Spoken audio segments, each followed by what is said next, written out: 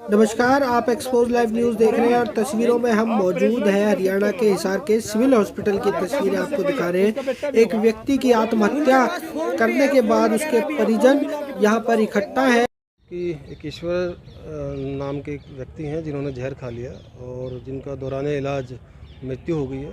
उसमें जैसे ही इन लोगों के बयान, इनके बेटे का बयान लेके उस पर मुकदमा दर्ज कर दिया और जो भी दोषी होगा उसके खिलाफ कार्रवाई अमल में लाई जाएगी। क्या कारण था, किस कारण जहर खाया उन्होंने, क्या इन्होंने जो बताया है वो बताया कि ये एक मिस्त्री का काम करते थे और उन्होंने उनके घर पे काम किया था और पैसों का लेन देन था, जिसके कारण से उन्होंने ये जहर खाया था।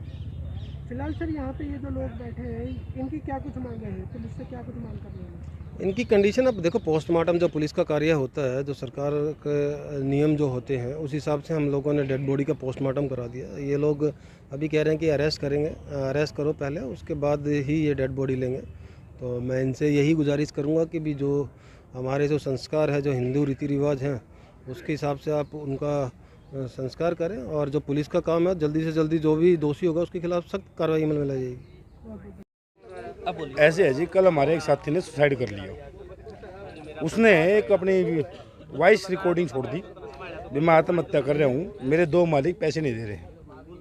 उसने उस कोठी का मालिक का नाम, कोठी नंबर बाकायदा दे रखा है, जो कि दोनों सेक्टर 33 से जुड़े हुए हैं। उसके कम से कम 3.5-4 लाख रुपये पेंडिंग है। वो मजबूर हो गया लोगों से पैसे ले लेके, उसके पैसे नहीं दी गई। उसने कल अपनी आत्महत्या कर ली। आत्महत्या के बाद में उसके कुछ तो जानकार थे, जो ठेकेदार जो उसके साथ जुड़े हुए थे, उसकी बॉडी उठा के लाए हैं। पुलिस हमारी कोई कार्रवाई नहीं कर रही है। पुलिस हमें ठंडे छिड़के मार के जा रही है कि हम उसको 2 टीम भेज रखी है, हम उसको गिरफ्तार कर लेंगे, घंटे में कर लेंगे, 2 घंटे में कर लेंगे। हमारा सिर्फ यही है, जब तक हम बॉडी नहीं उठाएंगे, जब तक उन दोनों मालिकों की गिरफ्तारी नहीं हो जाएगी। कितना रकम मांग रहे, क्या मतलब क्या काम क्या था जी, हम ठेकेदार का काम करते हैं, मालिक से कोठी बनाने का ठेका लेते हैं लेबर रेट के ऊपर। प्राइवेट है हम, हमारे पास कोई लाइसेंस, कोई डिग्री नहीं है। हम अपने मालिकों से ठेका लेके मकान बनाते हैं।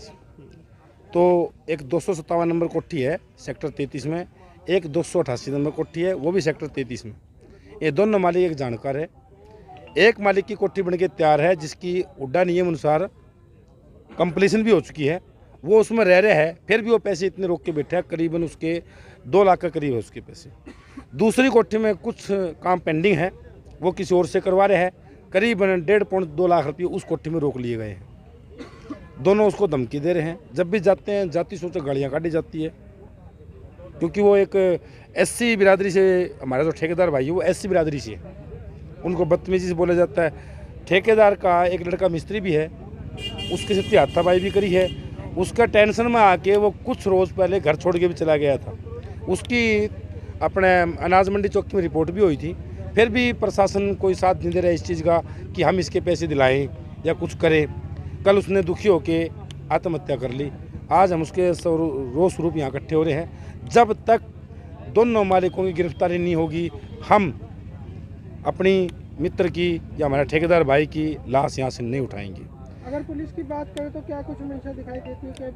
पुलिस की मंशा ये है कि जो पार्टियां हैं वो राजनीतिक घरानों से ताल्लुक़ रखती है, फुल पैसे वाली पार्टियां हैं, दोनों तगड़े घरों से उनके संबंध है। तो हमें ये लगता है उनका प्रशासन में भी उनके कोई अधिकारी है, बड़े पोस्ट में कोई है, SP या DSP या इंस्पेक्टर रैंक के उनके परिवार से जुड़े हुए हैं।